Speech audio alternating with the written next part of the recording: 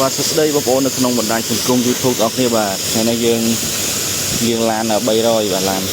គឺស៊ី300ពណ៌កម្មម៉ៃមួយទឹកយើងលាង2ដងបាទដោយសារតែផ្ទះមេក៏នៅឆ្ងាយអញ្ចឹងទៅយើងអត់សូវបានលាងជាប់លាប់ទេប៉ុន្តែខ្ញុំប្រសើរទឹកឆ្នាំឡាននេះបងប្អូនឡាននេះឆ្នាំ2000ប៉ុន្តែទឹកឆ្នាំបងប្អូនអែមហើយយើងលាងស្អាតបានទៀតនៅសំបីតែកែមនេះបងប្អូននេះកែមនេះក៏មានដីទេបាទឃើញទេឡានស្អាតនឹងកន្លែងកែមបងប្អូនបាទរឿងចៅខ្យងយើងដល់ស្អាតហើយប៉ុន្តែគាត់ថាគៀនកលៀតដែលយើងត្រូវសម្អាតកុំឲ្យដីវាស្នឹមបងប្អូនតែស្នឹមកាន់ទៅវាមិនល្អទេឡានមើលទៅវាស្អាតមួយកន្លែងអត់មួយកន្លែងអញ្ចឹងណាប៉ុន្តែដល់ឡានមេខ្ញុំនេះរីទៀបមែនប៉ុន្តែបងប្អូនអើយកុំមកមើលសាច់ដែកអីហ៎អែមកឆ្ងាញ់មកបាទសាច់ដែកគេថាបងប្អូនបើទិញឡានប៉ះឡាន